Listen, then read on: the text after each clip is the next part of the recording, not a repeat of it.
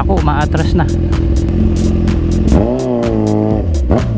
Ayun, may banggaan. Hala, bakit ang daming bumabalik ng Maynila ngayon? May tumawid na truck. Puro aksidente ngayon ah. Ooh.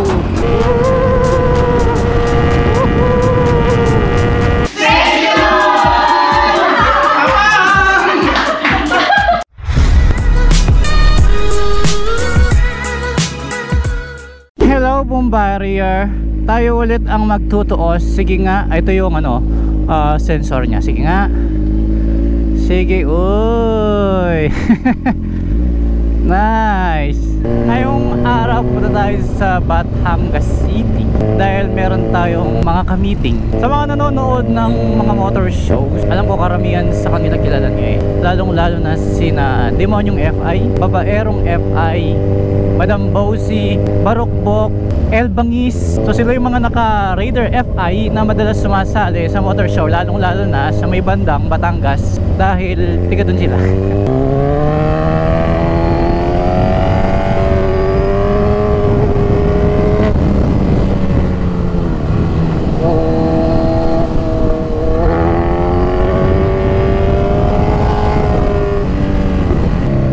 Kasama nga pala si Neg XG, alam mo, hindi ko makalimutan. Sila yung mga content nila, puro mga motor show at about dun sa Raider nila.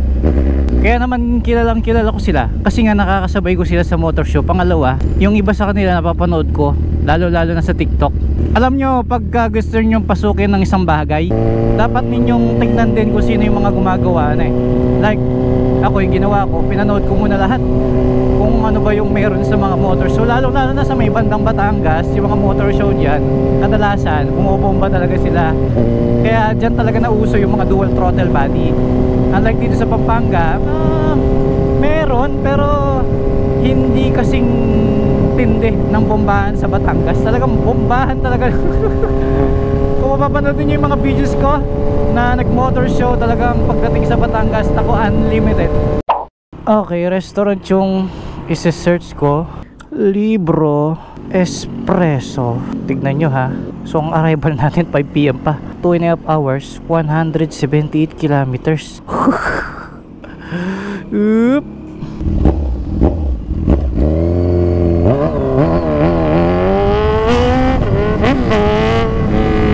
Tignan natin kung ilang oras natin makukuha ang Batangas City. Time ngayon is 2:32 PM at may umaatras. Mukhang walang load yung nasa unahan, no?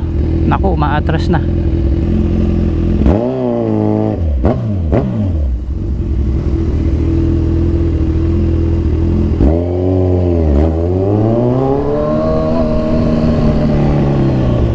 Ayusin ko lang yung card ko. Minsan kasi hindi nare-read yung RFID ko eh. Dahil wala akong belt bag, naka backpack ako ngayon. Kaya ang hirap bumunot ng ticket, pera at sticker. Ayun, nakalabas siya. Photon pa yan. Transvan. Maganda makina niyan. Ewan ko lang sa ibang parts. Sa ito sa bagong model ng Photon na van. So welcome to Expressway. Ang haba nito guys. NLEX, Skyway, Startol, SLEX. Naku po, lahat yan lalagarin ko.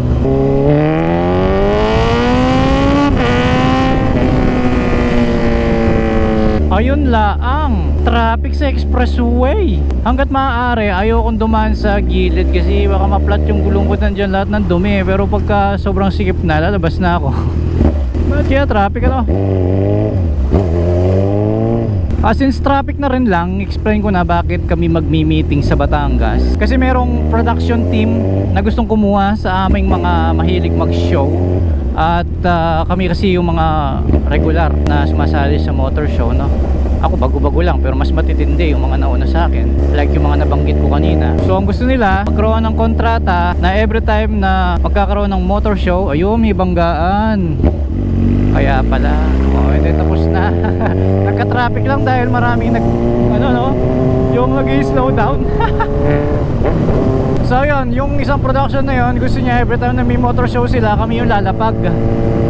So nasa kontrata yun. Meron na nakalaang schedule para dyan. And then may mga kasunduan, depende na mamaya, malalaman ko rin pag uwi natin. Wala naman mawawala kung makikipag-meeting tayo, di ba? Opportunity ang tawag dyan eh. May nagbukas na pintuan at nasa sayo na lang kung papasukin mo.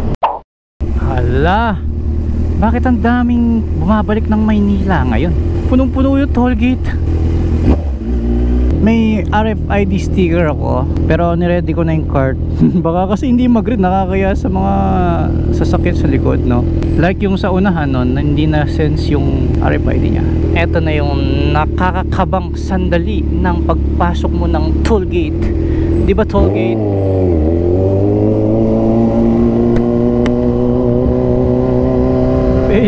Pasok ko muna tong card sa bulsa, baka malaglag. So hindi lang pala sa toll gate ang puno banda doon, no? Ah, grabe. Bakit ngayon pa? Kung kailan may meeting ako, no? Ganun talaga. Hindi pwede sisihin yung traffic kaya ka na late. Oh no, ano nangyari? Bakit ganito? Wait, sobrang traffic, no?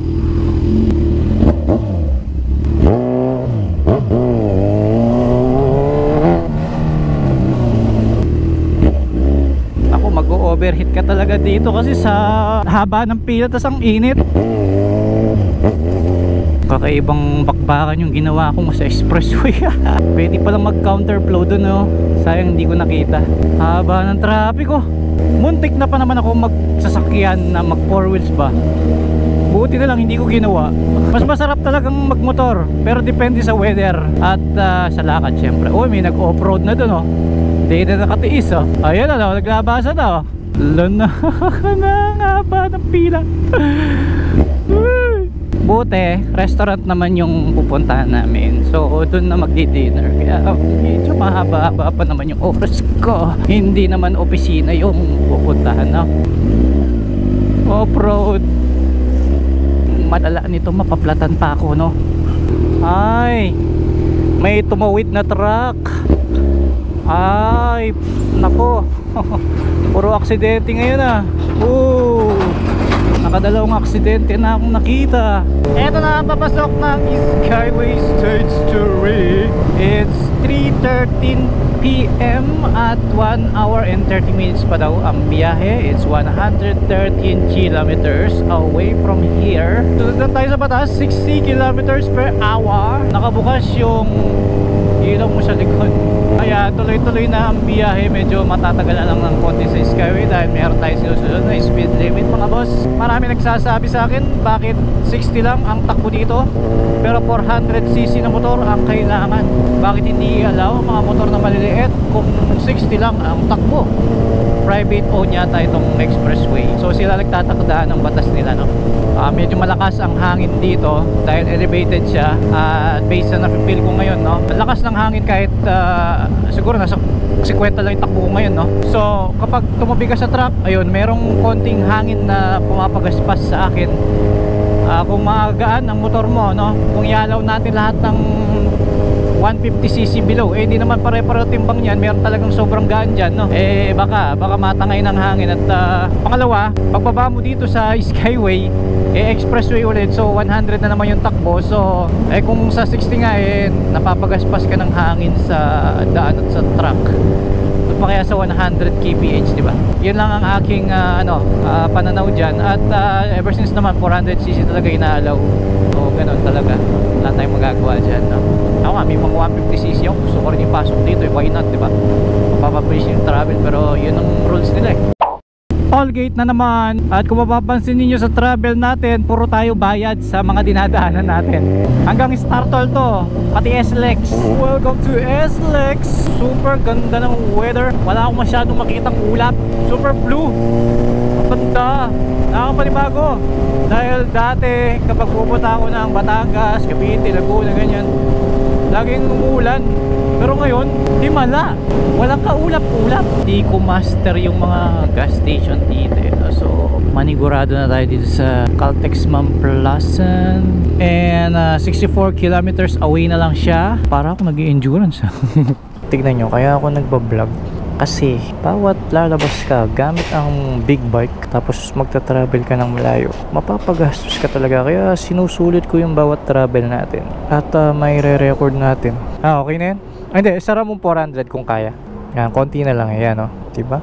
Pagas na naman ako, 400. Okay na yan. Baka lumagpas. Okay na, thank you. Pero kung ang magkano man yung ginagastos ko, halimbawa ngayon, hindi ko na rin iniisip, hindi ko na kinukwenta. Importante, nag-i-enjoy ako sa ginagawa ko. Pero talagang I really need an adventure bike. Napapadalas yung pag-travel ko ng malayo ngayon. Ganda dito sa Mamplasan talaga, no? Kaya kapag may ride pa south, dito lagi nagkikita. Ang luwang kasi. Alam mo yung pag dito kayo magmi-meeting nung kasabay mong mag-ride, exit this way. Aba, ba't may toll gate? Ba't may ganun na? Ano yun?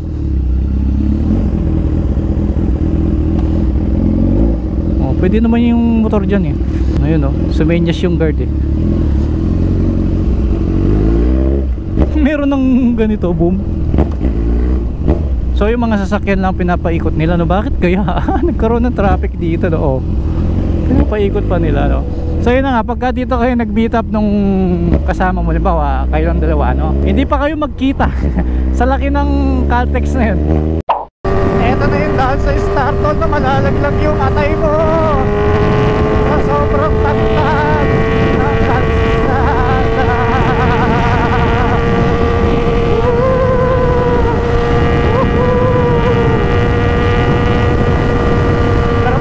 Mabilis, masyado masakit. Pagka mabagal, like ngayon yan, mabagal, 100 takbo. Oo, 80, ganyan, 80 na to eh. Damang dama. Oo, nagbibideo.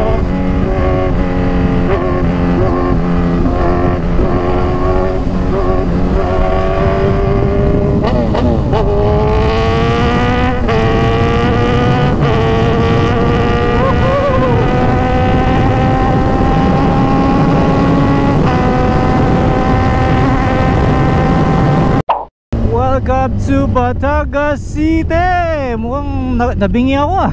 Grabing kalsada yun. Nakakabingi yung hangin. Dagdag mo pa yung ingay ng motor. Time check tayo. It's 4:14 PM.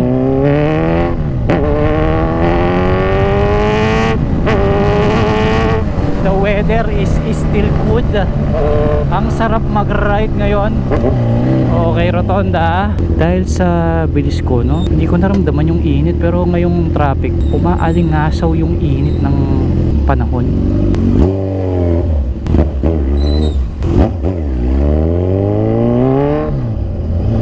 Buti naman, yung restaurant malapit lang dun sa pinag-exitan ko. It's 700 meters lang siya, bandang kanan. Ito, Libro Espresso.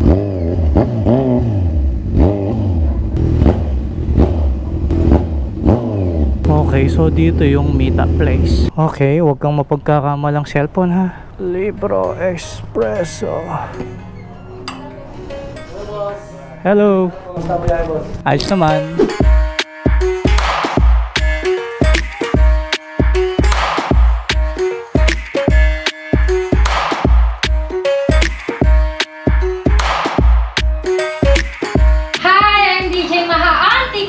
Babayarong FI.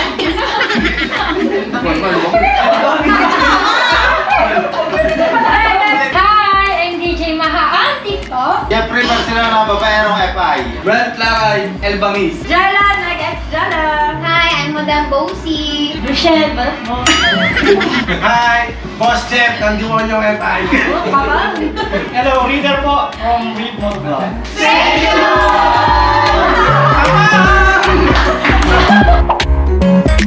Thank you. Ingat kayo. Thank you, ma'am. Bye-bye. Tutuloy na. Nakasasakyan sila, no? Tiga Batangas lang kasi sila eh. Thank you. Pre, ingat kayo. Thank you, ma'am. Buti na lang, malapit lang yung expressway dito. Yun lang, oh. Kalapit, ang laki ng garbage truck nila dito. Oh.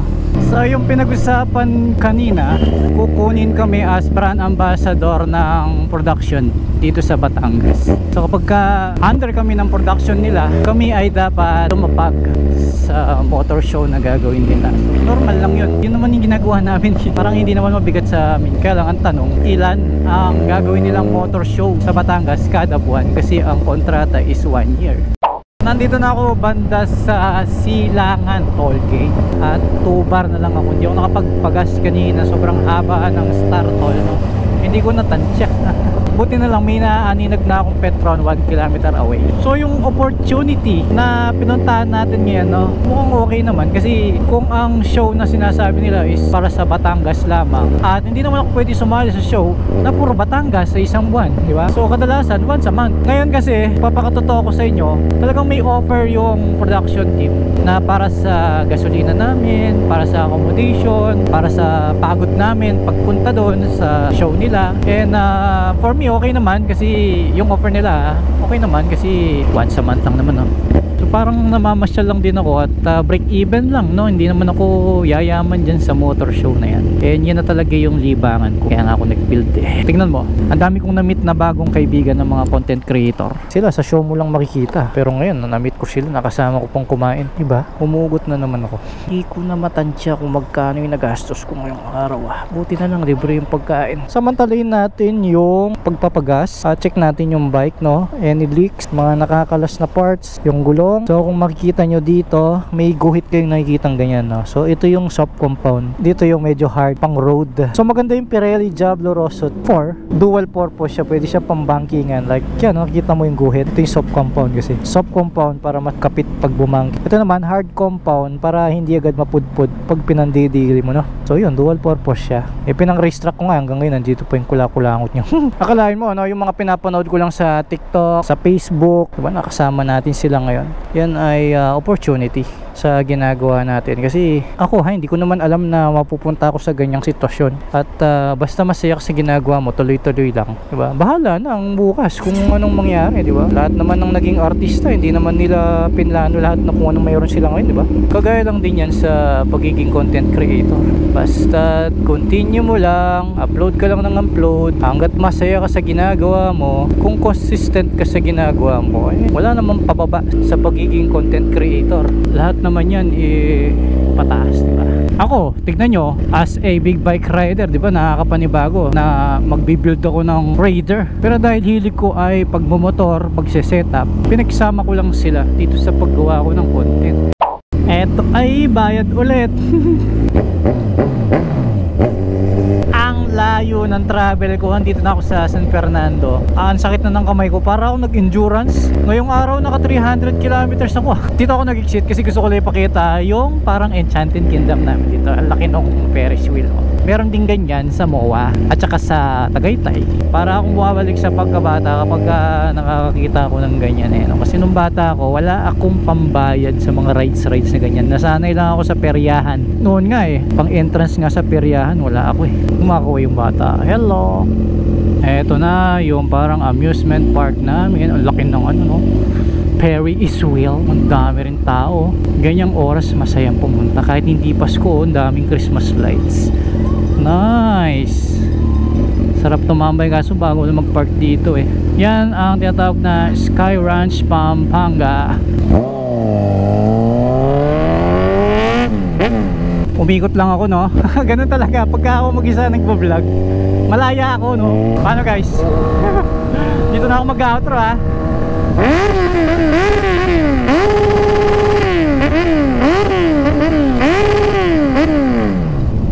Wait for speed.